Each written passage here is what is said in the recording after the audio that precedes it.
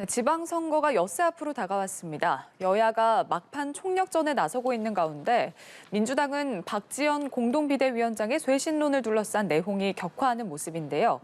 관련 내용과 정치권 주요 이슈들 짚어보겠습니다. 김근식 국민의힘 전 선대위 정세분석실장, 복기왕 전 민주당 선대위 대변인 나오셨습니다. 어서 오십시오. 안녕하세요. 안녕하세요. 네, 안녕하십니까.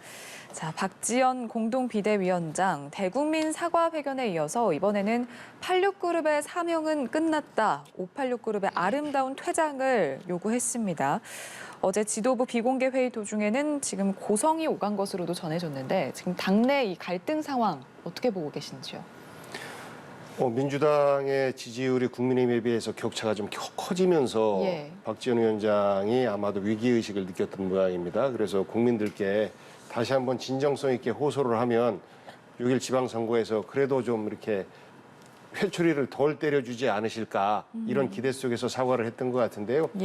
박지원 위원장의 그런 순수성은 뭐 인정을 하지만 그리고 민주당에서 받아들여서 중장기적인 계획으로 586에 대한 뭐 일부 퇴진과 그리고 세대 교체를 어떻게 이뤄낼지 이런 것들이 우리들의 과정인데 선거를 불과 일주일 정도 남겨놓은 시점에서 내부의 문제를 지적한다라고 하는 것은 자칫 전열을 흐트릴 수 있는 이러한 정무적인 고려가 부족한 부분 아니냐라는 것들이 다른 지도부들 또 민주당 의원들의 생각인 것이고 여기에 대해서 저는 그 윤호중 위원장을 비롯해서 나름 정치 경험이 많은 분들이 박지원 위원장의 그런 순수한 생각을 잘 받아들이면서 그럼에도 불구하고 당장 이러한 우리 현실적인 사정이 있으니 그런 것들에 대해서는 선거 이후에 좀 표출을 시키고 개선해 나가자라고 하는 그런 조율과 정리 과정이 부족한 점이 조금 아쉽게 느껴집니다.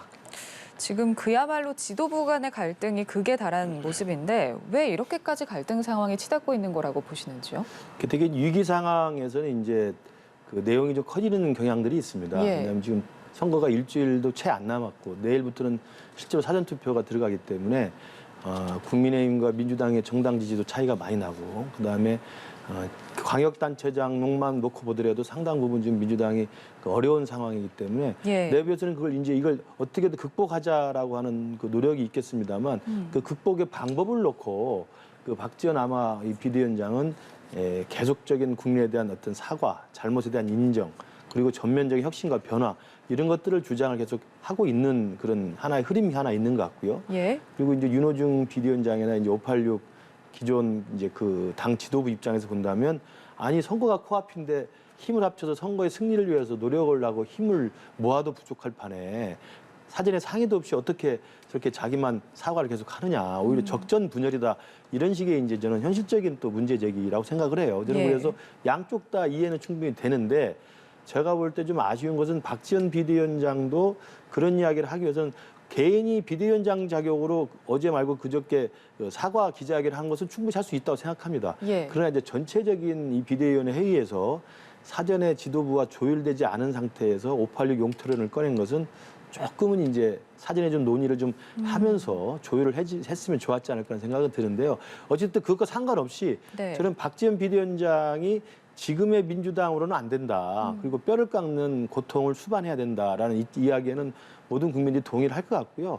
그중에 대표적인 게 저는 그 최강욱 의원의 징계에 관한 이야기입니다. 그러니까 586 용태론은 제가 볼 때 좀 뜬금없을 수는 있어요. 이게 갑자기 지방선거 며칠 앞두고 586 용태론이 나오는 것은 물론 지난 대선 때 송영길 전 대표가 했던 이야기를 다시 상기시킨 효과는 있습니다만 지금 선거를 직전에 두고 그런 이야기 하는 것이 무슨 의미가 있는지는 좀 논란의 여지가 있습니다만 일관되게 주장했던 최강욱 의원의 그 성비 희롱 사건에 대해서 왜 징계를 하지 않느냐. 이건 사실은 당 지도부가 답을 해야 되는 거거든요. 근데 지금 제가 알기로는 6월 1일 지방선거 이후 하겠다는 거 아니겠습니까? 이제 이런 것들이 이른바 이제 박지원 비대위원장 입장에서는 과연 민주당이 반성하고 쇄신하고 고칠 생각이 있느냐에 대한 근본적 회의를 갖는 것 같고 그런 부분에 대한 문제 제기는 국민들한테 상당히 많은 지금 지지를 받고 있는 것으로 보입니다. 이 박지원 위원장의 행보에 대해서 지금 뭐 당내 86그룹들은 좀 반발을 하고 있고 또 당내에서 이제 쇄신파로 분류되는 의원들은 공개적으로 좀 지지를 하고 나섰거든요. 지금 뭐 내용이 좀 합의가 안 된 것 같다라고 말씀하셨는데 민주당이 좀 반성하고 쇄신하겠다 이 부분에 대해서는 다른 의원들도 다들 동의는 할 텐데. 그 부분에 대해서는 그 부정하는 의원이 저는 한 명도 없을 거라고 생각해요. 예, 예. 다만 아까 말씀드렸던 것처럼 굉장히 예민한 시기에 우리가 최대한 분열하지 않고 지금 대선 패배 후유증에 앓고 있는 상황인데 예. 어떻게 하면 지지자들을 결집시키고 우선은 그다음에 국민들에게 호소할까라는 방법을 택해야 되는데 박지원 위원장의 문제의식에 대해서는 공감을 하나 예. 지금 이 시점에서 하는 것은 옳지 않았다. 그리고 또 상황이 최고위원회 모두 발언이나 이런 데서 개인의 생각을 얘기를 했다라고 하면 좀 다른데 별도의 단독적으로 기자회견을 한 뭐 이런 부분에 있어서 뭐 장소와 상황이 좀 좋지 않았다. 예. 뭐 이런 지적들인데 저는 서로 좀 받아들였으면 좋겠어요. 박지원 위원장이 좀 화가 난 것 같습니다. 지난번에 이제 흔히 개딸들이라고 하는 개혁을 지향하는 뭐 20, 30대 여성분들이 박지원 위원장의 어떤 뭐 공격을 했던 것에 대해서 그런 어떤 반응을 좀 보인 것 아닌가라고 생각을 하는데 예. 사실 정무적으로 보면 그런 거거든요. 최강욱 의원 문제가 사실 뒤로 물러나 있었던 것을 다시 살린 거예요. 박지원 위원장이 나서서 선거 앞에 굉장히 우리에게 불리한 이슈를 내건 거거든요. 다시 상기시켰다. 그렇습니다. 다시 상기시킨 예. 거예요. 이것을 얘기하려면 사실 정치적으로는 이준석 당대표의 성상납 의혹 사건에 대해서 국민의힘은 해결해라 라고 하고 윤재순 총무비서관에 대해서 성비위 징계 관련된 비서관을 계속 두고 있는 것 대통령 얼른 결단해라. 예. 그리고 또 윤재순 총무비서관의 딸도 청와대에서 근무하고 있다라는 의혹이 또 제기되고 있는데 이런 것들과 더불어서 그러면서 우리도 동시에 우리 민주당의 어떤 흠도 함께 고쳐나가겠다라고 하는 게 사실 지금 정치적 틀이고 그런 것들을 지금 같은 그 정치 선거 시기에는 사실 그런 것들을 건너뛰었을 때는 자해 논란이 될 수가 있는 거거든요. 그런 면에서의 아쉬움은 있는 것인데 큰 방향에서 청년 박지원 위원장이 갖고 있는 문제의식 그리고 586에 대한 공격이 과거에는 다소 좀 이념적으로 386 때부터 계속해서 그 공격이 계속되고 있는 거 아니겠습니까? 그런데 지금 이 시점에서는 세대 교체라고 하는 딸 세대, 자식 세대들의 문제 제기 아니겠습니까? 예. 이런 것들까지 함께 버무려져 있는 것이기 때문에 그런 문제의식을 받아 안으면서 당면의 어떤 그 선거를 함께 헤쳐나가야 되는 이런 두 가지 숙제가 민주당에게는 놓여져 있는 것이고 저는 이런 것들이 바깥으로 드러나는 모습이 오히려 더 건강한 정당의 모습 아닌가 뭐 이렇게 생각하고 있습니다. 예. 뭐 지금 왜 하필 이 시점에 선거를 앞두고 분열을 좀 조장하는 거에 대해서 의원들이 좀 다양한 의견들이 있다 이렇게 말씀을 해주셨는데 자 근데 일각에서 이 모든 게 지금 이재명 위원장과의 교감 아래 이루어진 일이다. 지금 이재명 배우설이 나오고 있거든요.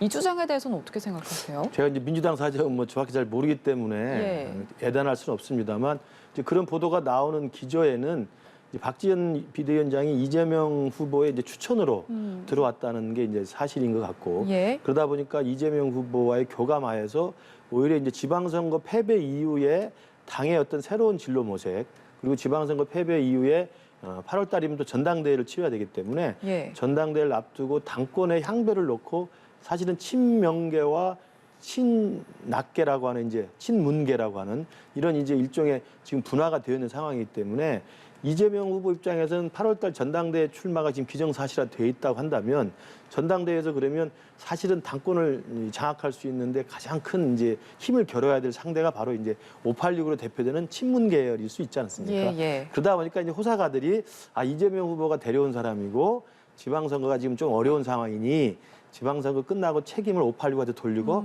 전당대회 또 오히려 586을 제압하는 효과로서 586 용태론을 꺼내든 게 아니냐.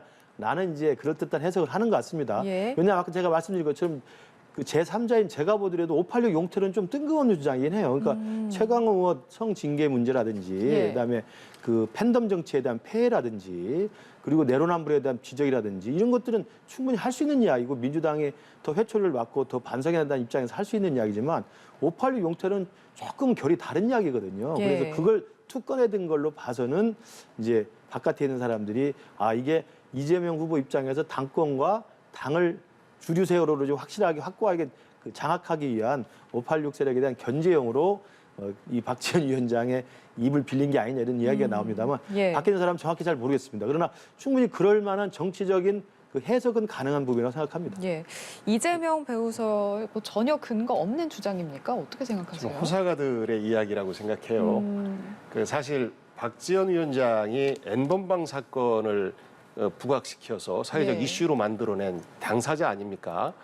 그때 당시에는 24살이었을 텐데 정말 당찬 젊은인 것이죠. 그래서 젊은 이미지의 이준석을 대응할 수 있는 또 다른 청년이 없을까 하면서 이제 박지원 위원장을 상징적으로 당 쇄신과 혁신의 상징적 인물로 저희가 영입을 한 것인데 예.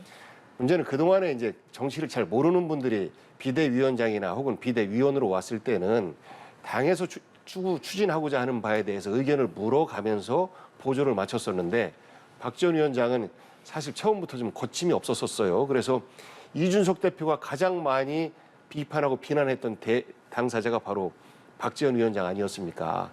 그런데 이제 박지원 위원장의 그런 순수성과 열정 이것이 이재명 후보 혹은 이재명 계의 입김에서 좌지우지 될 것 같으면 그동안에 그렇게 안 해왔죠. 그래서 지금 박지원 위원장의 행보는 그야말로 정치 현실을 고려하지 않은 청년의 순수함, 그러면서 우리 정치가 국민들에게 사랑받는 정치였으면 좋겠다라는 이런 바람 속에서 나오는 모습들.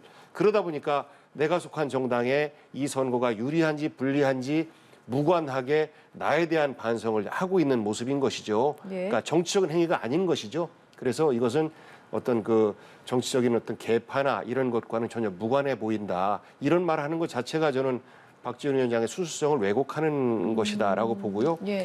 뭐 당대표 선거와 관련해서도 이미 뭐 대강의 모습은 보이는 거 아니겠습니까? 우원식 의원 친 이재명과 가까운 분이시고 그다음에 이제 거론되는 분이 전해철, 홍영표 두 분 정도인데 두 분 정도가 이렇게 아마 뭐 노선 단일화할지 어쩔지 모르겠는데 그런 정도의 틀이다라고 한다면 굳이 이런 정도 불협화음을 이재명께서 만들어내가면서 할 이유는 전혀 없어 보이기 때문에 예. 이 부분은 좀 호사가들의 지적처럼 보여집니다. 예. 자, 그렇다면 지금 민주당의 뭐 이런 불협화음이라고 할까요? 이런 엇박자가 이제 곧 있을 선거에 어떤 영향을 미칠지도 궁금한데 이게 좀 부정적으로 영향을 미칠 거라고 보시는지 아니면 영향이 없을 거라고 보시는지 어떻게 예상하세요? 뭐 예단하기는 좀 이릅니다만 긍정적 효과와 부정적 효과가 교차하는 것 같습니다. 예. 한편으로는 민주당 대선에서 지더니 정말 집안 싸움 하고 있네. 라는 것이 지지층들마저도 그 고개를 돌리게 하는 측면이 있는가 하면 예. 혹은 이제 그 반대 진영 쪽에 어떤 그 지지층들이 굳이 우리가 이렇게 결집하지 않아도 되지 않을까라는 또 느슨하게 만드는 효과도 일부 있을 것이라고 보고 또 한편으로는 민주주의를 굉장히 지향하고 있는 유권자들 입장에서는 저렇게 다른 목소리들이 각자 나오는 것이 제대로 된 정당의 모습 아니겠느냐라는 또 평가들도 많이 있습니다. 그래서 긍부정이 교차하고 있기 때문에 결과적으로 큰 영향은 미치지 않을 듯 해 보입니다만 예. 문제는 이제 현장에서 뛰고 있는 그 후보들 입장에서 볼 때는 굉장히 불안함을 조장해내는 이런 현상인 것만은 좀 부인할 수 없는 사실인 것 같습니다. 예. 민주당 내홍이 국민의힘 입장에서는 어떨까요?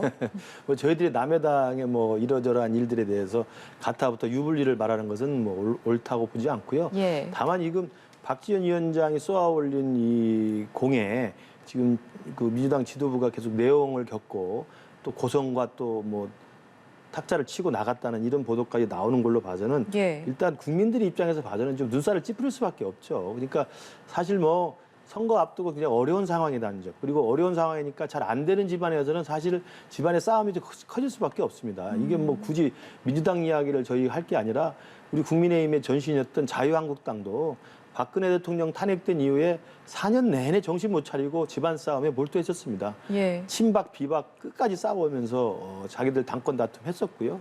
그다음에 야당 생활 그 보수가 괴멸된 상황에서 어려운 상황이지만 그 안에서 당에서 그 먹을 것도 없는데 먹겠다고 서로 아웅다웅 싸웠던 그런 아픈 역사가 있습니다. 예. 그걸 김종인 비대위원장 와서 정말 중도 쪽으로 좀 이양을 하고 그러면서 당의 좀 쇄신을 통해 가지고 당의 어떤 그 분위기하고 주류를 바꿔가지고 지금까지 왔던 거거든요. 저는 예. 그래서 민주당도 대선 패배, 저는 이 모든 것의 원인이 대선 패배에 대해서 아직도 실감나게 처절하게 반성하지 않고 있다는 겁니다. 그래서 이게 박지원 위원장이 오르냐, 윤호중 위원장이 오르냐, 박지원이 그 현실을 모르는 어리숙한 정치인이냐, 아니면 586이 문제가 있느냐 이런 논란을 떠나서 중도층의 국민이 볼 때는 민주당이 아직도 정신 못 차리는구나 이렇게 정리가 좀 될 거라고 봐요. 예. 왜냐하면 집안 다툼으로 보여질 수밖에 없는 것이고, 그리고 이 안에서 이제 민주당이 이번 지방선거 결과 이후에 그 지방선거 결과에 대한 책임을 누군가가 져야 되지 않겠습니까? 그 책임을 놓고 또 다른 책임 떠넘기가 될 수 있기 때문에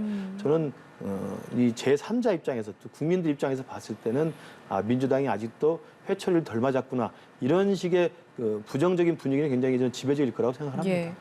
이재명 위원장은 오늘 이 문제가 선거에 큰 영향은 미치지 않을 것이다 이렇게 밝혔는데 지금 민주당 지지층 사이에서도 이 박 위원장의 그 팬덤 정치를 좀 비판한 내용을 두고서도 이 지지층 사이에서 좀 비판이 일고 있거든요. 뭐 박 위원장 사퇴 요구까지 나오고 있는데 그렇다면 선거 전에 이 문제를 어떻게든 좀 매듭을 지어야 된다고 생각하시는지 아니면 일단 이 상태로 좀 선거를 좀 치르는 게 나은 건지 이 부분에 대해서는 어떻게 생각하세요?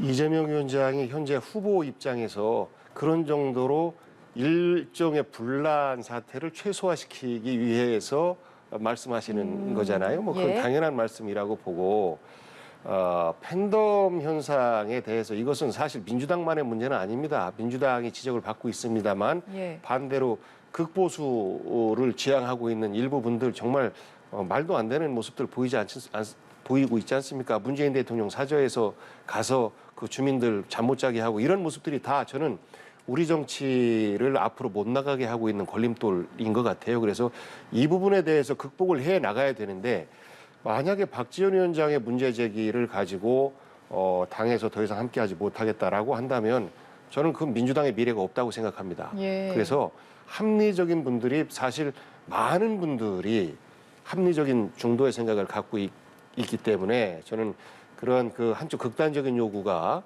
박지원 위원장의 고추까지 흔드는 이런 것으로까지 비화되지는 않을 것이라고 보고요. 예. 지금 박지원 위원장의 문제 제기가 선거 전에 다 매듭이 될 수가 없습니다. 봉합되는 것이죠.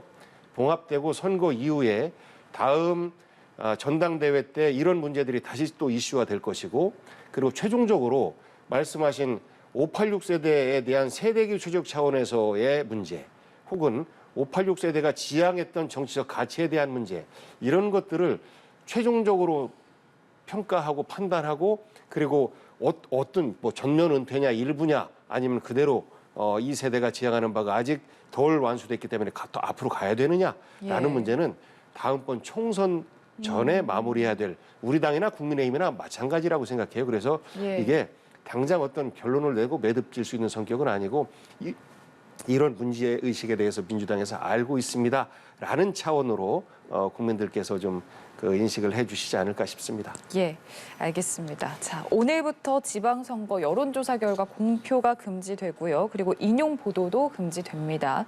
자, 그리고 내일부터 사전투표가 시작되는데 최근 들어서 이 사전투표율이 계속 높았잖아요. 사전투표율이 높으면 어느 쪽에 유리하다라고 생각하세요? 그러니까 사전투표율 높은 것이 여야 그리고 진보 보수에 일방적으로 유리하다는 이야기는 이제는 좀 속단하기는 어려울 것 같아요. 예. 과거에 초기에 사전투표가 생겼을 때는 아무래도 젊은 층이 이제 사전투표에 많이 나섰기 때문에 사전투표가 높을수록 민주당에 유리하다는 그런 통례가 있었습니다만 예. 지난 보궐선거하고 서울시장 보궐선거하고 이번 대선 때 보면 사전투표율이 높았음에도 불구하고 사실은 여야 모두 사실은 여야의 각각의 지지층들이 사전투표에 다 줄을 서서 나갔거든요. 그래서 예. 사전투표의 그 투표율 높은 것만으로 어느 한쪽 진영의 유불리를 이제 속단하기는 어렵다고 보고요. 다만 특히 이제 이번에 지방선거는 아까 말씀드린 것처럼 이제 바람이 어느 쪽으로 구도를 잡고 있느냐로 봤을 때 이재명 후보도 그 구도가 불리하다고 이야기를 한 것처럼 윤석열 정부 출범한 지 얼마 되지 않았기 때문에 예. 윤석열 정부의 일을 할 수 있도록 국정 운영에 도움을 주는 국정 안정론이 일정 정도 바람을 받고 있고 그리고 이재명 후보, 송영길 후보가 이른바 이 송영길 후보가 개항을 비워주고 서울로 날아오고 이재명 후보가 성남을 버리고 또 인천으로 가면서 이 두 분의 좀 느닷없는 출마 선택에 대해서 많은 분들이 좀 의아해하는 것이기 때문에 민주당에 대한 어떤 심판론이 훨씬 더 좀 강하게 저는 불고 있다는 것이 제가 우리 지역을 다녀봐도 좀 느껴지는 분위기입니다. 그래서 예. 저는 구도면에서는 사전투표의 투표율 여부와 상관없이 지방선거는 좀 민주당의 불리한 구도가 아니겠다는 생각이 들고요. 특히나 이제 민주당이 최근에 터져나온 잇따른 성비위 사건들 예. 이런 것들이 계속적으로 지금 나오고 있고 그리고 지금 박지원 비대위원장이 고군분투하면서 민주당 내 근본적인 쇄신을 이야기합니다만 이게 잘 먹히지 않고 있는 상황이어서 저는 사실상의 전국 선거의 승패를 가늠하게 되는 이른바 스윙보터라는 분들이 계시지 않습니까? 스윙보터가 이제 중도층의 분들인데 이분들이 사실은 이번 지방선거에서는 사전투표에 많이 나갈수록 저는 국민의힘에 좀 유리한 결과가 나오지 않을까 생각합니다. 중도층이 이제 국민의힘 쪽에 좀 유리하다 이렇게 분석을 해주셨는데 많이 투표를 할수록 여기에 대해서 어떻게 생각하세요? 그것을 단정하기는 조금 성급한 것 아닌가 싶습니다. 그러니까 중도층 현재 대통령 지지도가 대략 한 70%에서 80% 나와야 정상인데 50%에서 왔다 갔다 하고 있는 상황 아니겠습니까? 심지어 현직 대통령이 갖는 최대 프리미엄이 국가적 행사를 하는 것이고 그중에서 첫 번째가 사실 한미 정상회담이에요. 우리가 미국으로 간 것이 한 3% 정도 올라간다라고 하면 미국 대통령이 우리에게 왔을 때 최대한 이것을 컨벤션 효과를 불러일으켜서 지지도가 5% 이상 이렇게 올라가기도 하는데 지금이 이제 그런 시점인 것이죠. 그런 측면에서 봤을 때에 중도층이 안정적인 국정 운영을 위해서 지지해 줄 수도 있습니다만 50%라고 하는 그 지지율이 보여주는 것처럼 중도층에서는 또다시 절반 정도로 나눠질 가능성이 매우 높다. 그래서 승패를 가르는 것은 그 적극 지지층의 투표 참여 이것이 얼마나 높으냐라는 것으로 판가름 될 텐데 말씀하신 것처럼 사전 투표에 민주당 지지층이 더 많이 오는 시대는 이제는 지난번 대선으로 해서 끝난 것 같습니다. 그래서 최대한 지지층들에게 많이 사전 투표에 참여하게 하고 그 사전 투표에 참여한 적극 지지층들이 6월 1일 본투표에 많이 참여하게 해서 얼마나 많이 지지층을 선거 투표장에 가게 만드느냐가 저는 승패를 가름할 수 있다라고 생각합니다. 예. 그러니까 여야 모두 지금 지지층 결집이 정말 중요한 변수가 될 것 같은데 아무래도 지방선거의 특징상 이제 투표율이 좀 낮잖아요. 네. 어떤 전략을 갖고 접근을 해야 할까요? 그 말씀이 100번 맞는 말씀입니다. 그러니까 대선보다는 총선이 낮고 총선보다는 지방선거 투표율이 통상적으로 낮고 특히나 예. 이번 지방선거도 보면은 관심이 양대 정당에 딱 쏠려 있기 때문에 사실은 뭐 그 투표를 하지 않는 성향들이 굉장히 많이 늘어날 수가 있어요. 그래서 예. 여론조사에 응답하는 응답 지지층들이 투표율로 그대로 드러날 거라고 생각하지는 않습니다. 그래서 실제로 투표장에 가는 분들이 누구를 찍느냐로 이 당선을 결정하는 거기 때문에 예. 저는 투표장에 갈 수 있도록 끌어낼 수 있는 아까 말씀하신 적극 지지층의 투표장으로의 결집, 조직적 결집, 그게 저는 굉장히 승패를 좌우하는 거라고 생각하고요. 예. 대표적인 사례가 지금 서울시장 선거에서 오세훈 후보가 송영길 후보를 오차범위 밖에서 계속 이겨나가고 있는 여론조사가 많이 나옵니다만 2010년에도 비슷했습니다. 2010년 지방선거 때 당시 오세훈 후보였고 한명숙 후보였는데요. 예. 사실 여론조사 내내 한 11%에서 20% 정도 오세훈 후보가 앞서갔었습니다. 그러나 막상 뚜껑을 열었을 때는 1% 이하의 아슬아슬한 격차로 강남에 넘어가서야 예. 새벽에 역전되고 겨우 신승을 했거든요. 근데 그런 걸 보면 적극 투표층이 얼마나 투표장에 나가서 실제 투표를 하느냐가 굉장히 중요하고 예. 이런 점에 대해서는 아마 민주당도 국민의힘도 그러한 마지막에 사전투표의 동료, 그다음에 6월 1일 본투표에 정말 한 명당 몇 명씩 모시고 가서 꼭 투표를 해야 한다고 하는 이 적극적 투표의 동료를 지금 마지막에 최종적인 선거운동의 전술로 고민하고 있고 또 실제로 그걸 마련하고 있다고 생각을 합니다. 예, 말씀하신 것처럼 지금 워낙 또 변수가 많고 투표율도 낮다 보니까 여론조사 결과를 두고도 여론조사도 물론 중요하지만 이건 진짜 실제로 표를 열어봐야 알 것 같다 이런 분석도 나오고 있거든요. 그렇습니다. 말씀하신 것처럼 대략 지방선거 투표율이 55에서 60% 사이쯤 되지 않겠느냐라는 전망들을 많이 하고 있는데 예. 그러니만큼 적극 지지층들을 얼마나 많이 투표장으로 모시고 오느냐가 승패를 결정하게 될 것 같고요. 예. 여론조사 결과가 사실 후보자들에게는 굉장히 좀 민감하게 느껴지게 하죠. 왜냐하면 누가 당선이 되겠네라고 하면 일종의 쏠림 현상이 일어나지 않습니까? 그래서 그런 것들을 막아내기 위해서라도 최대한 좋은 여론조사 결과를 만들어내기 위해서 노력도 하고 또 바라기도 하는데 지금 현재 여론조사에 응하고 있는 분들을 보면 상대적으로 민주당 같은 경우는 대선 패배 이후에 여론조사에 잘 응하지 않는 이런 경향들이 좀 많이 보입니다. 예. 아예 여론조사 전후 끊는다. 그리고 심지어는 뭐 뉴스도 안 본다. 이런 분들이 많기 때문에 저희는 조금 전에 얘기했던 민주당의 내홍처럼 비치는 지금의 현상들이 민주당의 적극 지지층들을 투표장으로 가는 것을 막는 효과가 나올까 봐서 그런 부분이 좀 걱정이 좀 되기도 합니다. 지금 두 분께서 공통적으로 하신 말씀이 이제 적극 지지층의 투표를 높이기 위해서 지금 여야가 총력전을 펼치고 있다 이렇게 말씀해 주셨는데 지금 이재명 후보도 개항을 표심 공략을 위해서 지금 총력을 기울이는 모습입니다. 근데 이제 유세를 하면서 이번 선거에서 지면 정치 인생이 끝이다 이런 말을 했는데 이준석 국민의힘 대표가 정치를 희화화했다 좀 강도 높게 비판을 했더라고요. 어제 이제 그 기사가 나고 저도 그 동영상을 봤는데요. 예. 저도 깜짝 놀랐습니다. 그래도 바로 직전에 대통령 후보까지 되셨고 또 아슬아슬하게 패배할 정도로 국민들의 상당히 많은 지지를 받으신 정치 지도자급 아니겠습니까? 그런 분이 유세를 하면서 정말 뭐 보기 민망한 정도의 그런 그 말씀과 함께 그런 행동을 하면서 스스로 자기 손으로 자기 목을 치는 이런 제스처를 하는 걸 보고 예. 뭐 이준석 대표는 정치를 희화한다고 생각했습니다만 저는 제가 볼 때 너무 가벼워 보이는 겁니다. 그러니까 정치인은 정치인으로서의 엄중한 자기 책임이 있고요. 정치인의 말이라는 게 갖는 엄중한 무게가 있는 겁니다. 그것 때문에 다들 사람들 만나면 조심하고 스스로 몸을 삼가고 그렇게 하는 거 아니겠습니까? 근데 이재명 후보가 그런 정도의 정치적인 그 지도자급에 계신 분인데 아무리 농담이라 하더라도 이번 선거 제가 지금 정치 생명이 끝난다면서 스스로 목을 치는 듯한 이런 행위를 하면 그 듣는 사람들이나 보는 사람들 볼 때 제가 볼 때 정치화 정도가 아니라 예. 저분은 그러면 좀 섬뜩하다는 생각이 들 정도도 있는 거예요. 그러니까 마치 무슨 뭐 이번 인천 개항을 해서 내가 패배를 하면 나는 이제 더 이상 정치적으로 재기하기 어렵습니다. 도와주십시오. 이렇게 말씀하는 거하고 예. 내가 이번에 지면 끝나요. 이렇게 이야기를 하는 거하고는 그 정치인의 격이 다른 거거든요.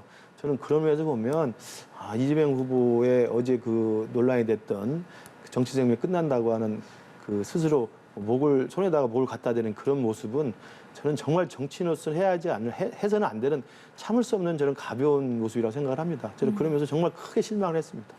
어떻게 보셨는지요? 글쎄 저는 작은 문제를 너무 크게 보고 계신 것 아닌가. 기사가 펴서 봤습니다. 여러 가지 뭐 사례들이 있지 않습니까? 뭐 신발을 신은 채로 식당에 들어갔다. 뭐 이런 것들도 우리들도 사실 헷갈리는 식당들이 있어요. 그럴 네. 때 실수를 하고 있는 것인데 그런 것들을 너무 크게 해서 본질이 아닌 것을 본질로 만들어서 그 후보의 인격과 자질을 공격하는 사실 이런 형태의 선거운동인데 이것이 왜 이런 현상이 일어나냐면 이재명 후보 같은 경우는 사실상 실시간 SNS로 전체를 다 선거운동 일정을 공개를 하고 있습니다. 예. 그래서 시민들과 공유하는 거죠. 이 동영상도 이 전체 공유하는 그 유튜브에서 나오다 보니까 이걸 상대 진영 측에서 계속 분석하고 하니까 이런 흠이 보인단 말이에요.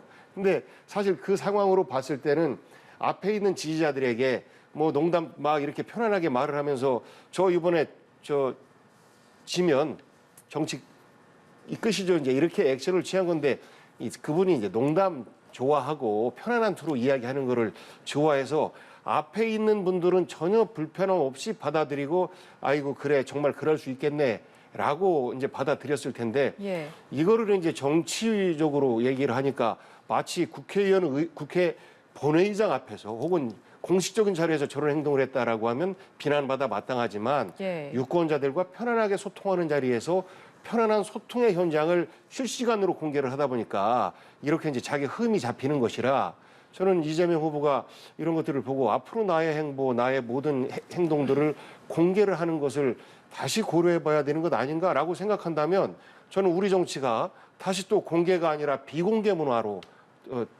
돌아갈 수도 있겠다라는 걱정을 해요. 그래서 본질이 아닌 것을 본질화해서 공격하는 선거운동, 이것은 저는 우리의 선거운동을 후진적으로 만드는 것 아닌가라는 우려를 좀 합니다. 그러니까 본질이 아닌 거 가지고 침소봉대해서는 안 되겠죠. 그래서 이재명 후보가 뭐 신발 벗고 신고 올라갔다는 저도 그런 걸 너무 꼬투리 잡아가 할 필요 없다고 봐요. 벤치 위에 또 바쁘니까 신발 신고 올라갈 수 있는 거. 예. 그 부분은 제가 볼 때 다른 차원의 문제고요. 그러나 그 본회의장에서 하는 것처럼 뭐 너무 침소봉대 하신다고 그러는데 유권자들과 직접 만난 공개된 자리입니다. 공개된 자리에서 끽이라고 이야기한다는 것은 저는 거기에 대해서 가타부타 그걸 변명하는 것 자체가 저는 더 오히려 일을 키운다고 생각합니다. 제가 좀 너무 가벼웠습니다. 제가 좀 신중치 못했습니다. 앞으로 좀 행동에 더 주의하겠습니다라고 하면 되는데 그게 뭐가 어떠냐.